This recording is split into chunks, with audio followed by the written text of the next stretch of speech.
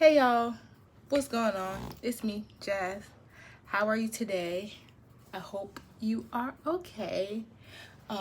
This is Life of Growth and Peace. I was about to say the podcast, but the YouTube. Um, yeah, so I'm a life coach. I was going by Coach Gazi or whatever, but I realized you don't have to call me Coach. Just call me Jazz. So, I am Jazz, and I help people who are exhausted, overworked, people who've lost themselves in work, life, and relationships, who are exhausted, who haven't prioritized themselves in a while. I help them people. I help those people to restore their sense of self and basically come back to themselves, reprioritize themselves, rebuild and build a relationship with themselves. So that's what I do. You don't have to call me Coach. I was under the impression that I had to be Coach Gazi or Coach Jazz because I'm a life coach, but I'm still me, so it doesn't matter. And so that's my intro. Initially, I wanted to talk to you guys about boundaries. So I had a podcast episode, right? I do have a podcast. It's Life of Growth and Peace on Spotify, Anchor, Apple, all those platforms. I'll put the link in the description to the podcast. And so I was initially going to talk about my first episode, which was boundaries. But, and me listening to that episode again, I recognize that boundaries and people pleasing go hand in hand.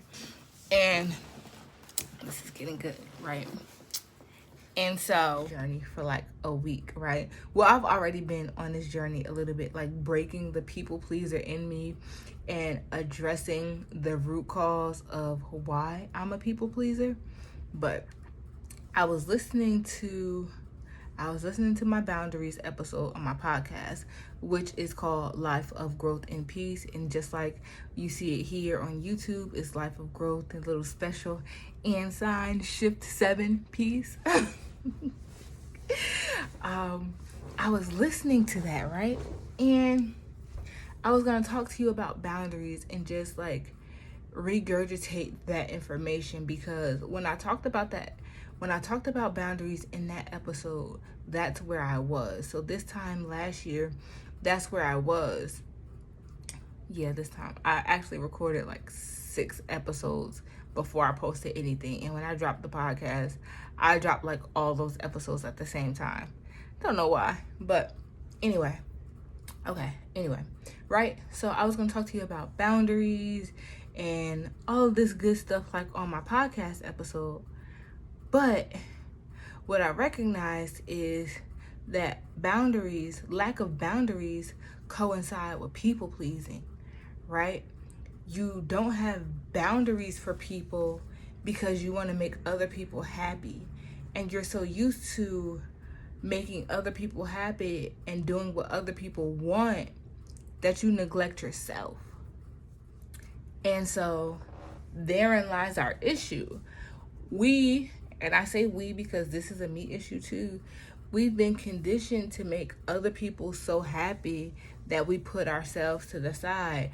And so for me, when I go through my processes and just trying to find the root cause of a thing, I start from where I am and then I backtrack. So I started with where I am now and now building boundaries, but where I was, what made me decide I have to put boundaries up. And I just remember one day I was somebody asked me to do something, and it was something that they could have done, but they asked me to do it. And I dropped everything that I was doing to help this person. And then when I got back, I think I missed my deadline or whatever it was. I lacked in the area because I helped somebody, because I made their urgency my emergency, right? I made it my priority. I made whatever they wanted me to do more important than what I was already doing, and what I was doing was important. And I recognize that I do this a lot, you know, with people when they want me to do something, or they want me to help them, or they want something from me. I drop everything. And not to say that I don't get the same in return, but I don't, right? And so I was like, something has to give. I can't keep doing this. And it was a hard journey for me, putting boundaries and not making other people's their priority or their urgency my emergency. And it was hard because I don't like when people are upset at me. Like, it just depends on the situation. Like, I don't like to hurt people's feelings, or I don't like them to feel angry or whatever towards me. But I realized that that was a trauma response, because when people are angry at me or when they're upset at me, I guilt myself into doing whatever it is they want me to do. And so I had to backtrack to like relationships and friendships and all of these experiences that I had. And I recognized that when someone gets upset with me, I'm just like, oh, whatever you want, I'll do whatever you want. And that's not okay.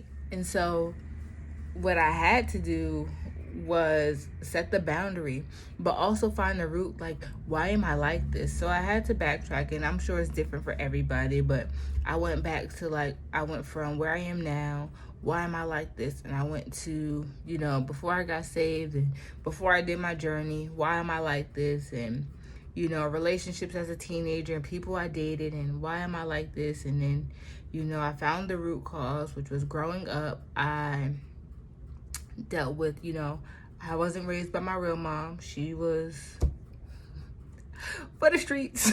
So I don't know how else to say it. My mom was for the streets. And so I grew up with my dad and my stepmom. So there was a void in my heart. And, you know, I got in a lot of trouble. Like I had, say it. Okay, so growing up, I experienced like a Cinderella type of lifestyle. Dad's always gone, always at work. There, my stepmom treated me bad. All of these things. So I felt like if I did more, I would be accepted. I would be loved. I would be received. So I began to people please from like a young age, maybe like 5 or 6, like, oh, if I do this, maybe they'll like me, maybe she'll like me, maybe she'll love me, maybe my dad will come home from work, you know, maybe X, Y, and Z. And so I recognized in backtracking that it stemmed from that, the little hole, the big hole in my heart. And so now, 30 plus years old, I have to allow God to fill that hole in my heart, but also address where it comes from, because it's so easy to just be like, oh, this is how I am, it is what it is. But at this point in my life, I don't like being like that anymore. I do make a lot of facial expressions. Okay, so recently I was with all of my siblings. We were together for a while, and my sisters are like, your face, she said, you don't have to say anything. Everything you say is on your face, right? And I'm like, no. So I'm recording this on my phone and my face. Oh my gosh. I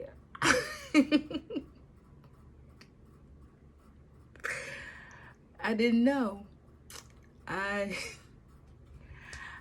did not know that was a thing. But it's a thing. But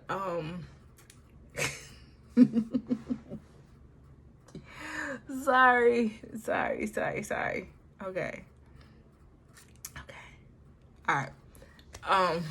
My facial expression is all over my face, and I think it's funny because I make fun of my daughter, because I'm like, girl, your face, look at that face. It's like my face does it too. She gets it from me. Oh my gosh. I never knew. Oh my goodness. Okay. I am so trying to get it together. My cheeks hurt so bad right now. All right. So what I was saying was that um I had to get to that root. And sometimes it's hard when you really truly have to go to the root cause of an issue, because you don't want to feel that hurt and you don't want to feel that pain. Like some certain things that I have to reflect on, hurt to reflect on. But after I go through the reflection process and remember it and get to the root cause and recognize that this is the root of why I am the way I am, after that process, it becomes easier. For certain situations, not all. Like sometimes some things just hurt. And I get that people, are emotionless and don't want to live this life. And trust me when I tell you, like, me and emotions did not hang out. We were not associates. We were not friends. We were not acquaintances. We did not know each other. I really did not tap into my emotions until this past 4 years, 2018. Past 4 or 5 years. 4 years, yeah, 4 years. 3 to 4 years is what I'll say about me and emotions.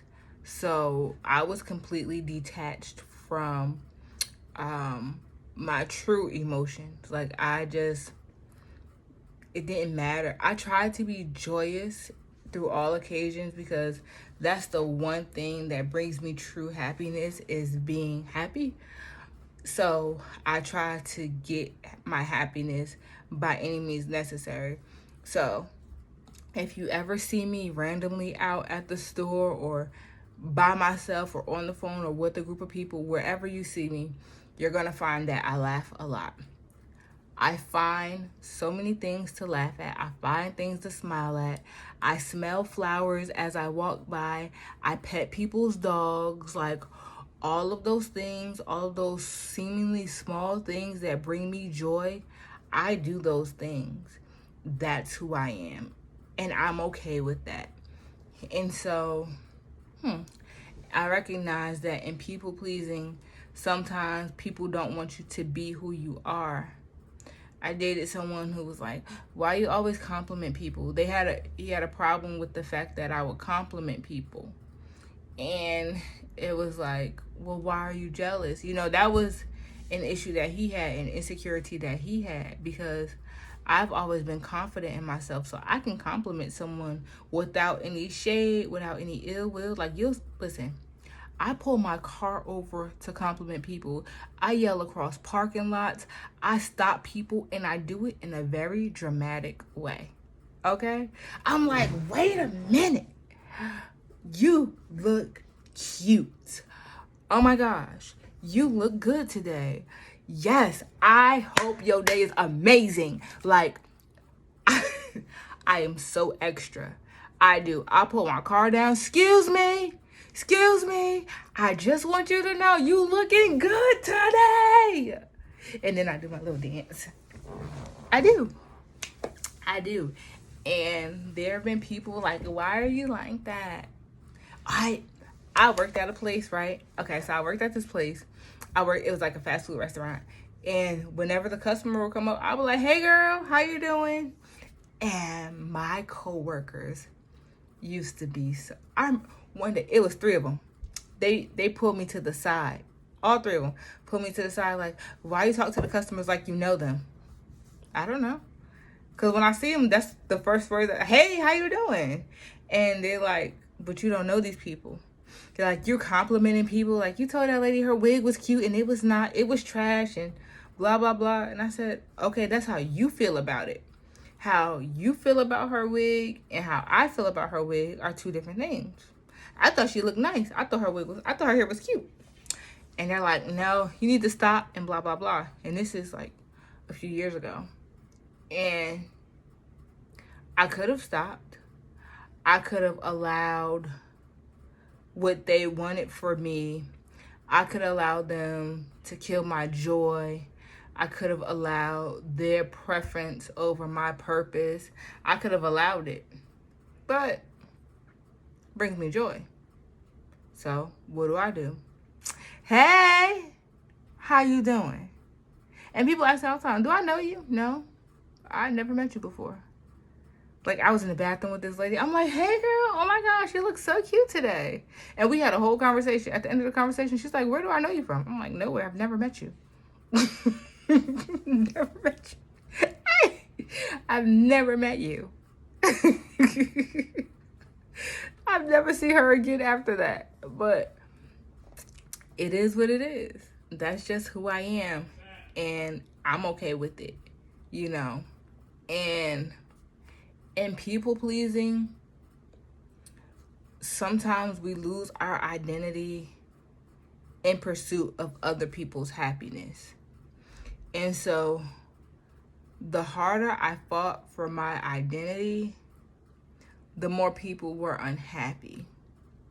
But I had to fight for me, because even though I have God, at the end of the day, I'm all I have.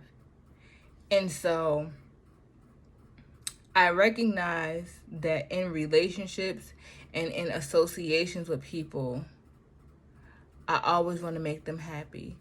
And even with like people I hung with, you know, I hung with this lady because she was older than me. So I'll say just like this girl. And I thought that because she was older than me, you know, I have to do like what she wants me to do. Like, still in that people pleasing mindset. I was quitting smoking at the time, but every time I would go over, she would roll up. So it was like, oh, okay. I drank, but I was more of a social drinker. Like if we go out and if we're hanging out, I would drink. But if I'm by myself, I can't really do it. I couldn't really do it. And so whenever I would hang with her, I would drink, but I would always drink too much, or I would wake up and I didn't remember what happened. Like, after the second time, I was like, I'm not going to do this anymore, because I don't like this feeling. Like, I don't like waking up and not knowing, you know, not remembering what happened, because that's not the type of person that I am. And so to have this experience with you is outside of me, but I didn't know how to verbalize that. So I was thankful, like, when everything happened and she moved away and we were able to like break ties and break associations, because I was trying to impress her. But why? And so I found myself people pleasing in that area. And so after that, after she moved away, and the Lord told me like, you don't have to what did he tell me? How did he say it to me? This is how I understood what the Lord said to me. How I understood it was, when I was in high school, I tried to please a lot of people. I did what other people did and acted how they acted in order to be accepted. And what the Lord told me was that I was already accepted by him. Jesus already accepted me. I don't have to pretend to be anything that I'm not. And if it doesn't coincide with who I am in my core, I don't have to do it. And so from there, I feel like my sense of identity was birthed, but I still had to go through the phases of unlearning people pleasing. And I'll probably still have to go through the phases as I continue on in life, because I do want to make other people happy. But at this point, I refuse to make other people happy at my expense. You know, I don't want, I guess it depends upon the situation. Like for my daughter, right? Like she loves to dance and she loves to sing. So if we're in the mall and she wants to dance, you'll see me and my daughter in the middle of the mall dancing. But I don't want to say that's not a happiness for me, because the fact that she's happy makes me happy. I'm talking about like people, family members, associates, friends, you know, putting their happiness above mine is a no for me. And once God told me that I was already accepted as I am, I don't have to pretend to be anybody else. I don't have to act like someone I'm not. Like, all I have to do is try to be a better person each and every day. Once I recognized that that was it, oh, it was over. But it was still a process because, like I told you, even though I had my moments like with my coworkers where I'm like, even though this is something that you don't like, this is something that I enjoy, I still put myself first. But when it comes to family members, you know, if they want me to do it right now, or this is something that they want from me, I'll do it right then, but at the expense of me. And so like the last go around, I had to reevaluate and say, wait a minute, I love you, but I come first. I have to put myself first. And that's how I operate in my business. I'm teaching people how to put themselves first because for so long we've put ourselves on a back burner. We sacrificed ourselves for the happiness of other people. We've put our wants, our desires, and our wishes to the side just to make this person happy, just to make those people happy, just to make these kids happy. But at the end of the day, you cannot pour from an empty cup. You cannot fill what's depleted. You know what I'm saying? And so I'm passionate about that because I've been in that place in so many areas where I've lost myself in work, in relationships, just in life, just I've let it all overtake me, and I couldn't figure out where I was or who I was. But it was when the Lord told me that I don't have to pretend to be anybody that I'm not. I don't have to impress this woman. I don't have to impress these people. I don't have to dance like a show dog for these people. I don't have to do any of that. All I have to do is love the Lord with all my heart, all my might, all my strength, and try to be a better person so that I can love my neighbor as myself. Because if I don't love me, how can I love you? And if I don't love me, I can't allow God to shower his love on me. So if I don't have a love for myself, I can't receive love and I can't give love. You feel me?